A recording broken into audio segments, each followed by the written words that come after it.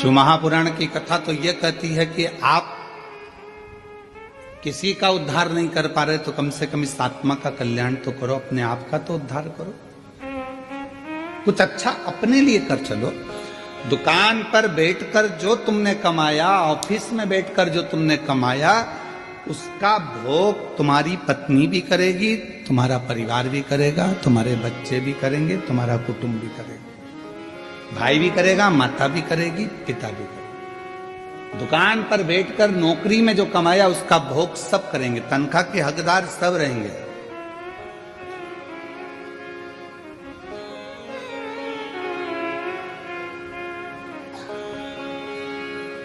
पहले के समय में चलता था नौकरी, एक करे नो खाए, उसको कहते थे नौकरी।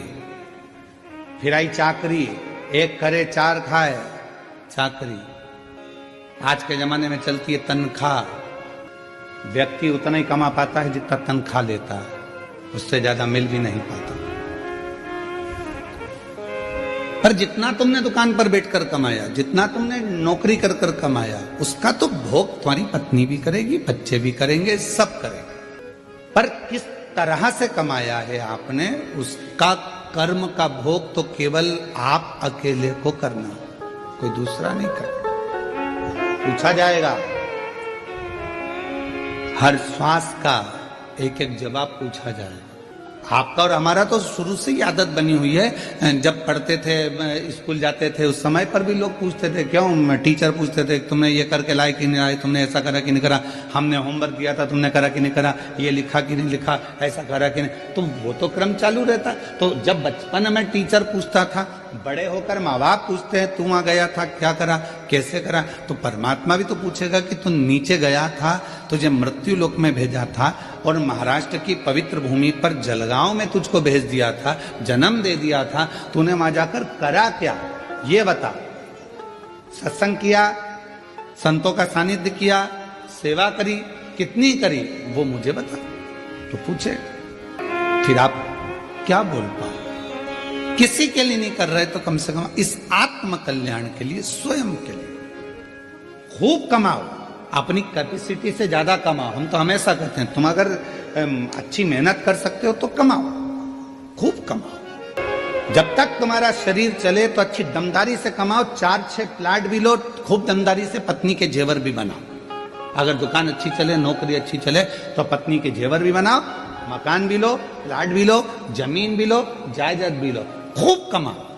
पर एक बात याद रखना, तुम्हारी नौकरी चले तो तुम ये सब कुछ करो, पर उसी तरह तुम्हारा जब तक शरीर चले तब तक शंकर के मंदिर में जाकर एक लोटा जल भी चढ़ाओ। शरीर नहीं चलेगा, दूसरे जाएंगे, हाथ जोड़कर कहेंगे हमारी उनकी तबीयत खराब है, एक लोटा जल चढ़ाकर कहेंगे उनको ठीक कर देना।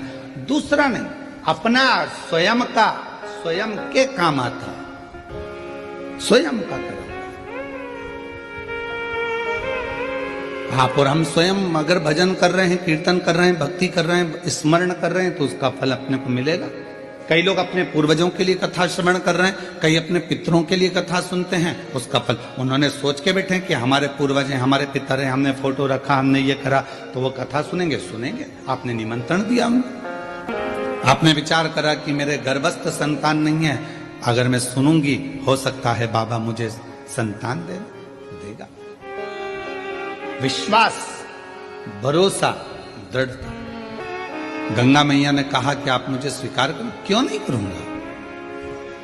भागीरथ बाबा 60,000 राख के ढेर बने हुए कपिल मुनि के आश्रम में जो परिवार के सदस्य थे, काका थे, उन सब के उद्धार के लिए गंगा जी को लेकर आ गए। और गंगा मैया ने कहा कि मैं कहाँ रहूंगी, कौन मुझे धारण करेगा, तो मस्तक पर भगवान देवाधिदेव महादेव से प्रार्थना करी, तब शिव जी ने अपने मस्तक पर धारण किया। मस्तक। अब लोगों ने कहा क्या भगवान शंकर के मस्तक पर, पूरी जटा के अंदर क्या गंगा जी आकर बैठ गई। शिव महापुराण की कथा कहती है कि पूरी जटा के अंदर गंगा नहीं है, केवल उस जटा में एक भगवान शंकर का केश ऐसा है जिस पे गंगा जी को लपेटा गया है। पूरी जटा के अंदर गंगा नहीं, एक केश।